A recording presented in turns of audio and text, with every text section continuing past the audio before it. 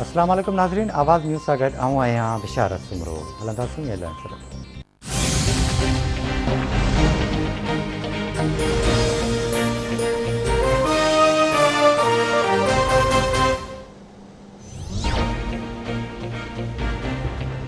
वज़ीर आज़म इमरान खान तहरीक लबैक पाकिस्तान ते पाबंदी जी मंज़ूरी ॾेई छॾी।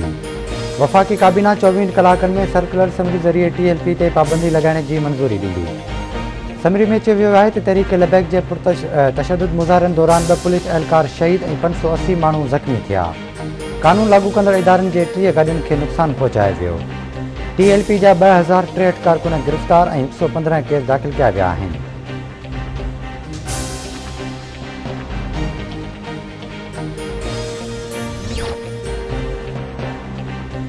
वफ़ाक़ी हुकूमत 3.5 लाख स्कॉलरशिप ॾियण जो ऐलान करे छॾियो। स्कॉलरशिप शफ़ाफ़ ऐं मेरिट जे बुनियाद ते ॾिनियूं वेंदियूं। जेसीं ताईं कानून जी बालादस्ती न हूंदी तरक़ी मुमकिन आहे।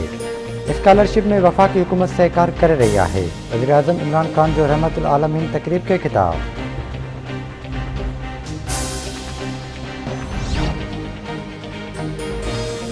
मुल्क में कोरोना वायरस वॻे वधीक 168 मरीज़ फ़ौतुनि जो अंग वधी 15,872 थी वियो। 24 कलाकनि दौरान 5,395 नवां केस रिपोर्ट। मुल्क में कोरोना केसिस जो मजमूई अंग 7,39,818 थी वियो। Army chief general Qamar Javed Bajwa फौजी फाउंडेशन हेडक्वार्टर्स जो दौरो। ISPR मूजिबि आर्मी चीफ 100 बेड अस्पताल ऐं स्कूल ऑफ नर्सिंग जो इफ़्तिताह करे छॾियो। जनरल कमर जावेद बाजवा फौजी फाउंडेशन जी कारकर्दगी जी वाखाण पिणु कई। रखण वेझो क़तल केस में घुर्बल जवाबदारनि जी गिरफ़्तारी लाइ पुलिस जे ॻोठ अयूब चांडियो ते चढ़ाई। जवाबदार पुलिस जे पहुचण खां अॻु फ़रार थी विया। पुलिस घरनि खे बाहि ॾेई साड़े छॾियो। वाक़िए ख़िलाफ़ मुतासिरनि जो एहतिजाज।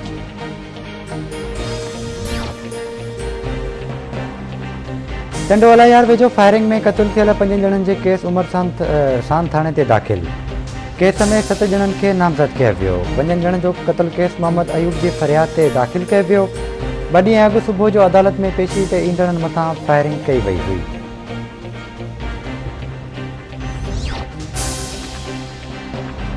डेरा मुराद जमाली में जवाबदार घरेलू तकरार तां पंहिंजी घरवारी खे फायर करे क़तल करे छॾियो।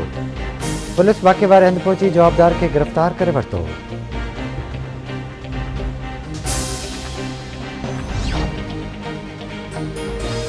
बांदे वेझो ॻोठ रमज़ान मंगियो में ज़मीन जे तकरार तां मंगिया बिरादरी जे बिंदुरियुनि में झेड़ो। गोलियूं लॻण सबबि ज़ुल्फ़कार मंगियो मारिजी वियो।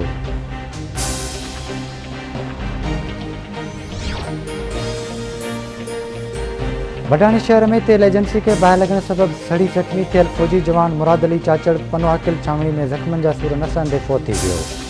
इलाइक़े में सोग जी लहर छाइजी वई।